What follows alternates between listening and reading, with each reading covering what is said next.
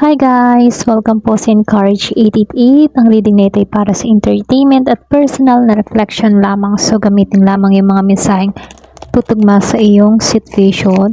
So no contact situation tayo ngayon. So tingnan natin kung ano yung kanyang current energy. Para to sa mga taong nakikibalita sa kanilang mga person. Okay? So start na tayo. Give me the message. Ano yung current energy nitong taong iniisip mo?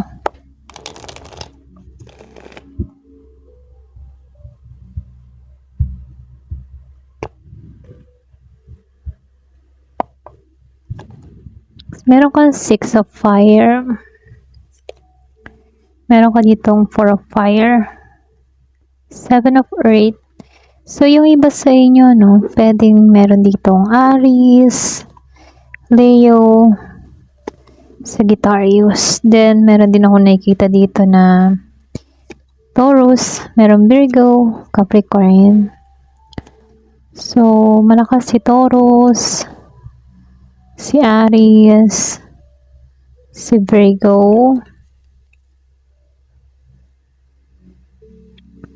So, meron din ako nakikitang Scorpio, Cancer, and Pisces. Halos lahat naman nandito, no? Pero, mas nangingibabaw lang dito si Taurus, si Aries, si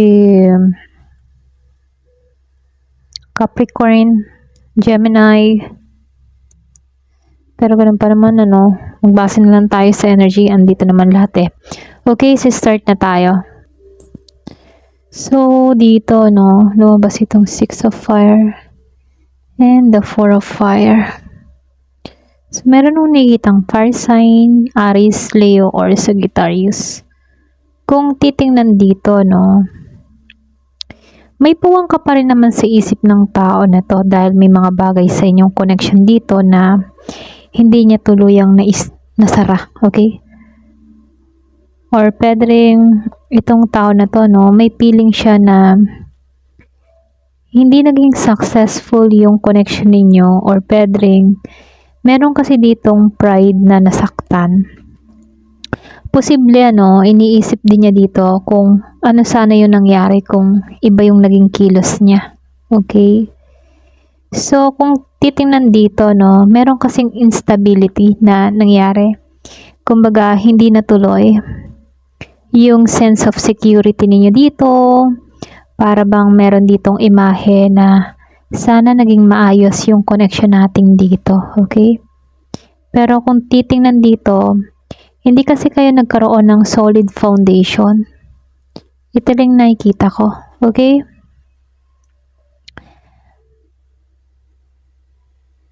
So, dito, lumabas itong si 5 of water at itong si 7 of earth. Kung dito, no, sa 5 of water, lumalabas dito na merong, ano, yung bang tipo na pagsisisi dito at dito. Okay? So, malakas dito, kung meron ditong Scorpio, meron din ako nakikita dito na Taurus, yung iba sa inyo. Pero ganun pa man, ano, mag-base pa rin tayo sa energy. Kung titingnan dito, meron ako nakikitang naghihintay, or sabihin natin nagre-reflect siya. Iniisip niya yung panahon na nilaan sana ng taong ito sa connection ninyo. Iniisip niya ng taong ito na sana nag-invest siya sa connection ninyo. Pero dito, no, hindi kasi basta ikaw makalimutan ng taong ito. Okay? Pagdating sa kanya, no, kasi alam mo yun, alam ng tao na to na meron kayong pinagsamahan eh.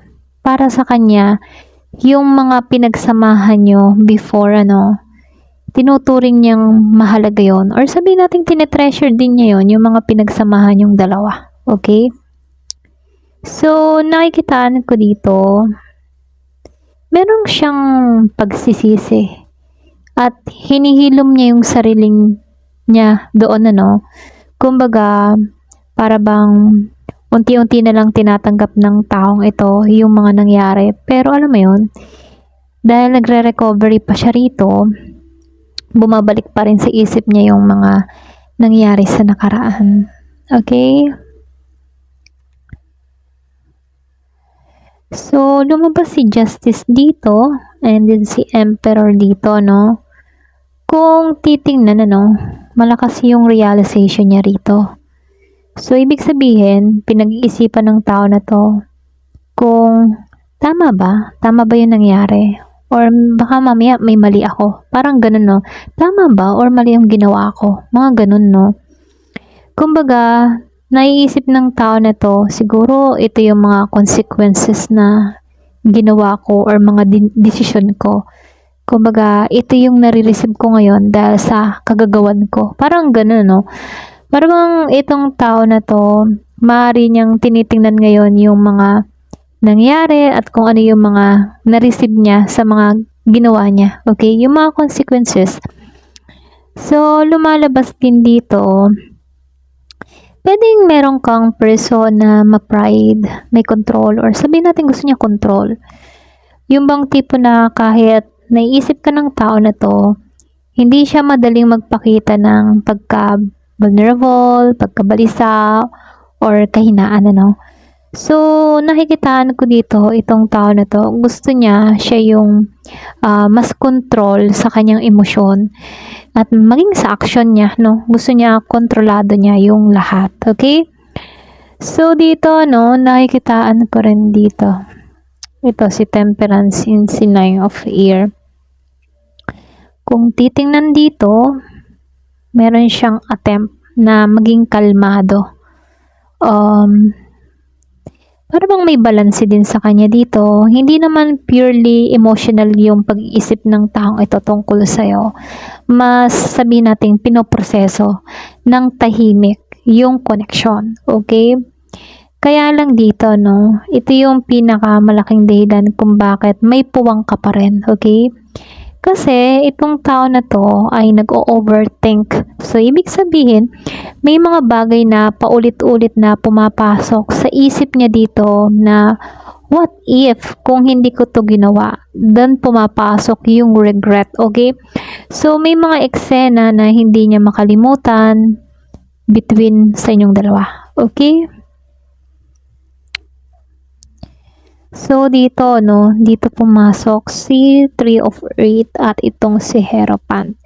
Kung titingnan dito, nakikita ka ng tao na to, lalo-lalo na yung contribution mo pagdating sa connection, Maring iniisip ng tao na to na para bang may mga bagay kayong nagawa, mas maayos kung nagtulungan kayo before, para bang ngayon niya na-appreciate na yung role niya sa buhay niya sa'yo. Okay? Para bang ngayon niya naiisip na yung parang ngayon niya nabibigyan pansin or nabibigyan ka ng appreciate na may role ka pala sa buhay ko. Parang ganun, So, dito, nakikitaan ko dito, may bahagi ng connection ninyo na pwedeng hindi nasunod or pwedeng, yung bang dapat may traditional expectation pero hindi nangyari yun, Maring hindi naging conventional yung relationship ninyo or yung relasyon or pwedeng yung rules of commitment, hindi nasunod. Ito lang nakikita ko.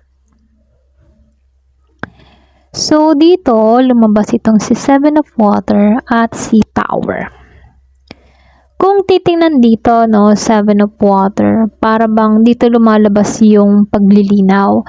So, ibig sabihin dito, para bang dati maraming confusion, maraming pagkalito. Pero, alam mo yun, ngayon mas nakikita niya kung ano talaga ang nangyari at kung ano yung tunay niyang nararamdaman dito. So, dito, para bang may mga bagay na parang gusto niyang iwasang harapin ka ng diretso. So, hindi niya lubusang gustong balikan yung sakit or yung gulo. Kaya, maaaring pinipigilan ng tao na to yung sarili niyang emosyon. Okay? So, dito, lumabas itong si Eight of Fire at itong si Ace of Earth. Kung titingnan dito sa inyong dalawa, merong block communication, Pwedeng hindi kayo nag-uusap or pwede merong nag-block din talaga, ng literal na block. may gustong sanang sabihin or sabihin natin may gusto sanang kumilos ano. Pero kahit may gustong kumilos, merong pagpipigil din ano. Kaya meron ditong thoughts yung bang thoughts niya nagiging remain lamang, okay, hanggang sa isip lang din, ganun. Kaya dito, no, para bang merong dito nagkaroon ng miss opportunity. Iniisip ng tao na to na sana may pagkakataon na maging masaya tayong dalawa. May mga potential sana. Kaya lang hindi napakinabangan ng maayos, okay? So, para bang iniisip ng tao na to na isa ka sa importante o mahalagang parte na naging parte sa buhay niya. Alam mo yun, parang naging mahalaga din sa taong ito. Kasi naisip niya na sana, ganun, sana hindi tayo humantong sa ganito. Sana nagsasama pa rin tayo. Okay? So, ganun, meron siyang mga ganong isip dito, ganyan. So, dito, lumalabas itong King of Air and the Six of Air. So, malakas yung indication dito ng respect. Pwedeng nakikita ka ng tao na to bilang isang respectful woman, respectful man, something na gano'n na masasabing may value ka talaga. Kumbaga, nakikita ka ng tao na to na meron kang sariling worth, So, nakikitaan ka din ng tao na to na pwedeng stable ka. Hindi ka niya basta ikino-consider na ordinaryong tao lang sa nakaraan niya, Kumbaga, ikaw yung isa sa pinakamahalagang naging part ng buhay niya. So, meron akong nakikitang Taurus energy. So, dito, malakas yung Taurus, sinang Aquarius, Pero, ganun pa man, nakikitaan ko rin dito. Ito yung pinakamalakas na card. Kumbaga, hindi siya fully nakaka-move on mentally, Kahit, alam mo yun, sinusubukan niyang lumayo sa nakaraan, may thought na bumabalik talaga ikaw sa isip niya. Pero bang ikaw yung klase ng tao na kahit ilang dekada na hindi niya makakalimutan? Mga ganun So talagang malalim yung pagtatangi niya sa'yo. Para bang sobrang pinagsisihan niya yung mga ginawa niya sa'yo. Alam mo yun? So dito kung titingnan dito, andito siya sa point ng pagbabalanse ng kanyang emotion. Lalo-lalo na sa present life niya, may internal tug of war dito para bang iisipin ka ba or po-focus na lang ba ako sa sarili ko? Ganun, So, meron siya ditong, internal, war, ganyan. Kumbaga, sa sarili niya, ba, iisipin ko pa rin ba to or magpo-focus ba ako sa sarili ko? Ganon. So, dito sa damon para bang unti-unting lumalabas yung katotohanan dito. Pwedeng, meron siyang mga realization na dumarating tungkol sa'yo. Alam mo yun? So, nakikitaan ko dito yung connection nyo kasi para bang may something na special mula sa tao na to. Mas nababawasan ngayon yung confusion niya dito, Mas nakikita niya kung ano talaga yung nararamdaman niya sa'yo. Okay? So, nakikitaan ko dito, hindi ka man lang nananatili sa nakaraan. I mean, hindi ka basta nananatili sa past or sa memories. Para bang meron kang bahagi sa isip ng tao na to na parang may nagkulang sa kanya. Alam mo yun, para bang importante ka sa kanya. Okay? So, nakikitaan ko dito, itong taong nag-iisip or pwede rin nagre-review ng nakaraan, may mga bagay siya na hindi pa tuluyang, alam mo yun, nilalagay sa tamang kahon sa isip niya. I mean, yung bang tipo na hindi pa niya nailalagay ng maayos sa isip niya. Ganon. Interesting din kasi lumabas yung Emperor, at itong King of Earth. Okay. So, para bang very control talaga yung energy niya. Para bang yung kanyang nararamdaman niya talaga, very control talaga. Kahit may thoughts siya about sa'yo, hindi siya yung totally nakikilos agad, Para bang masyado siyang control sa kanyang hakbang, sa kanyang emotion. Mas mukhang itong taong ito, tahimik. Alam mo yun, tahimik siyang pinoproseso yung kanyang ginagawa kaysa doon sa pinapakita niya. Okay?